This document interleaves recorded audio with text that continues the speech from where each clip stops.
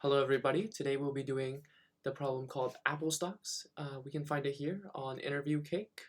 So let's go through it. So write a programming interview question has made me rich, hasn't made me rich yet, so I might as well give up and start trading Apple stock all day instead. First, I want to know how much money I could have made yesterday if I had been trading Apple stock all day.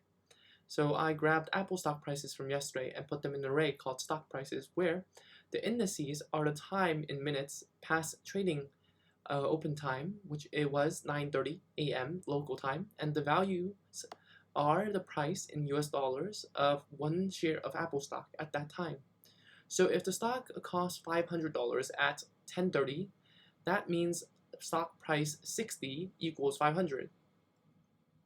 Write an efficient method that takes stock prices and return the best profit I could have made from one purchase and one sale of one share of Apple stock yesterday. For example, suppose that I have been given stocks of 10, 7, 5, 8, 11, and 9, and need to find the max profit. So I would buy at 5 and sell at 11. Essentially, we're looking at a monotonically like decreasing array. So what does that mean? But before that, I think we do need to come up with some understanding about like what sort of outputs that we're looking at first.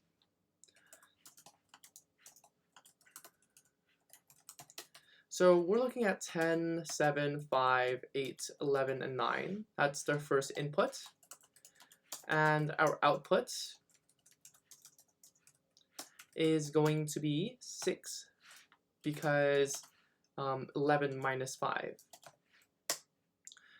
So what happens if we have like a increasing array, right?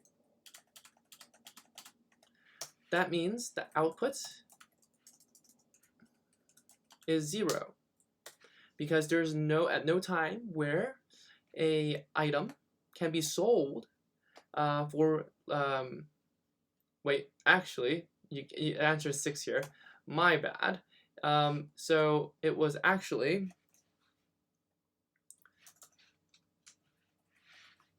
the opposite direction, the decreasing values. So every time we go forward, we see that there is only decreasing values. So the output is 0 here. Anything else is that let's think about an input of like one single day or no days at all. Is that a possible input? And what would be the output? So we should return -1 because that's an invalid input for us. I think that handles all the cases. So time-space complexity that we're thinking of is O of n because we do have to go through an entire array. And space-wise, let's just use O of 1 because we just need pointers.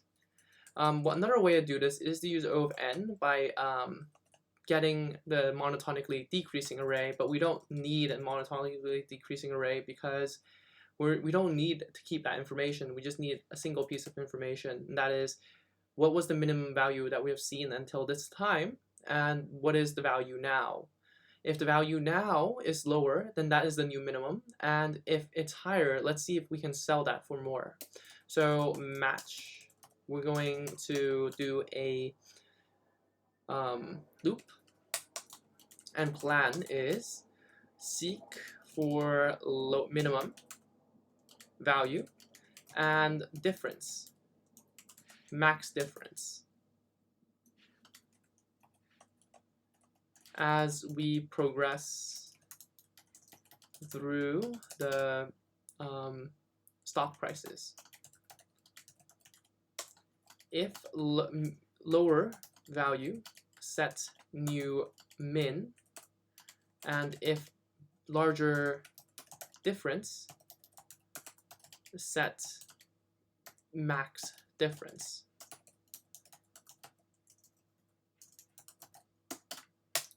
Okay, so let's make that plan. So let's implement that plan. Before we do, I think we should set up some test cases before this, or should we not? I'm thinking let's get it. Let's set this up, and then we will go forward for this. So let me give you a pause, and I will come back with the test cases. Hello there, and we're back.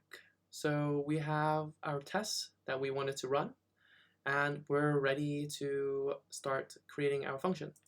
So we need a min value. We're going to set that min value at a minimum value possible. I don't think stock prices can go below 0. Let's set the minimum value to that we have found at this point in time. It could be very large. So let's get the max int. Int.max. I don't actually know how to do that, so I'm going to Google it.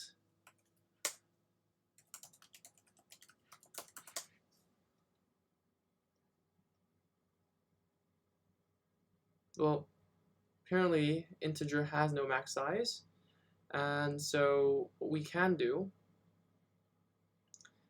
is get the max item within the array. How's that? I think that's good enough for us, right?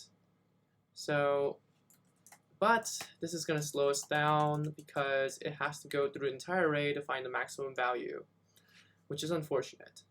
So this is O of 1, which is much faster. And so I would recommend we do this instead, because this way we end up with a faster runtime. So we have float inf, and now we have our max difference, which is equal to 0 at this point. What we're going to return is max difference. And we're going to go through every item. For price in stock prices, if min value or min price, I think that's probably a better word because we're talking about prices, is equal to the min between price and min price, and the max difference is equal to the current price minus the minimum price. And with that, we're able to find the largest difference. Of course, we're going to set the max to be equal to max difference and the min price. And with that, we have actually done it. So let's run the code and see how far we've gotten. We do have one edge case that we did not take care of, which is good. We had a test case there, made sure that we remembered that we need to take care of that edge case if not stock prices return -1. With that, I think we have solved this problem. Perfect. So that's that for a review, and through our evaluation, what we're looking at is time of O of n because of one loop, and we also have a space of O of 1 because only pointers were used. I think this is very similar to the stock price problem that we've seen on LeetCode. Of course, with this, we had more flexibility on what type of inputs and outputs that we need to handle, because the inputs and outputs were at our discretion. And so I think this is more close to what you would actually do in an interview. With LeetCode, it seems that we skipped through some of the process of looking at what sort of inputs and outputs that is within reason. And that is a part of the interview that we do need to consider. With that, if you have any thing to really want to say that there's a better way of doing this or a different way of doing this that is more informative, please share that code and we can all learn together. If you enjoyed this video, like and subscribe. Want more videos, check the link in the description below. Thank you very much. I'll see you in the next one.